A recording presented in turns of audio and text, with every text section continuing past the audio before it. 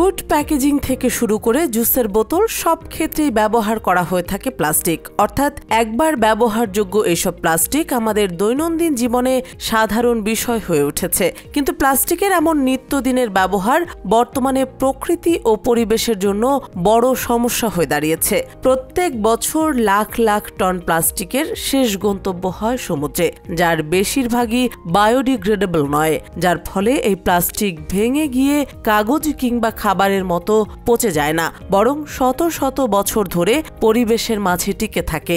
আর পানীয়র বোতলের মতো বড় প্লাস্টিক ভেঙে ক্ষুদ্র কণায় পরিণত হলে সেগুলোকে মাইক্রোপ্লাস্টিক বলা হয়। এই মাইক্রোপ্লাস্টিক বন্য প্রাণী খেয়ে ফেলতে পারে। বিজ্ঞানী ও উৎপাদকরা বছরের পর বছর ধরে প্রচলিত প্লাস্টিকের পরিবেশ বান্ধব বিকল্পের সন্ধান করে আসছেন। দীর্ঘ সময় গবেষণা করার পর এবার জাপানের একদল গবেষক বলেছেন তারা এমন এক ধরনের প্লাস্টিক তৈরি করেছেন যা একেবারে সমুদ্রে দ্রবীভূত হবে। শুনতে অবাক লাগলেও এই অসম্ভবকে এবার আসলেও অসম্ভব করে দেখিয়েছে জাপানি গবেষকরা। বিশ্বে এখনো পুনর্ব্যবহারযোগ্য কিছু প্লাস্টিক আছে, তবে এসব প্লাস্টিকের প্রধান সমস্যা হলো এই প্লাস্টিক যখন সমুদ্রের পানিতে চলে যায় তখন সেগুলো পানিতে দ্রবীভূত হয়ে যায় না। আবার কিছু প্লাস্টিক আছে যা ভেঙে না গিয়ে 500 বছরের বেশি সময় পর্যন্ত পানিতে টিকে থাকতে পারে।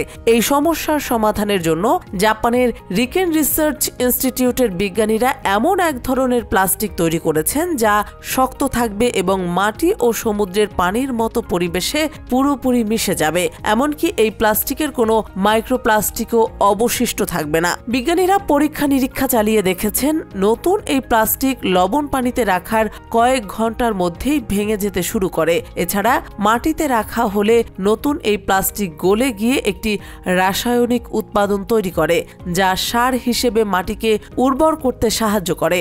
জাপানি এই গবেষণায় নেতৃত্ব দিয়েছেন বিজ্ঞানী তাকুজো আইদা। তিনি বলেছেন নতুন এই উপাদান দিয়ে আমরা প্লাস্টিকের নতুন একটি পরিবার বানিয়েছি যা শক্তিশালী, স্থিতিশীল, পুনর্ব্যবহারযোগ্য, বহুমুখী কাজে ব্যবহারের উপযোগী। এই প্লাস্টিকের গুরুত্বপূর্ণ বিষয় হলো এটি কোনো ধরনের মাইক্রোপ্লাস্টিক তৈরি করে না।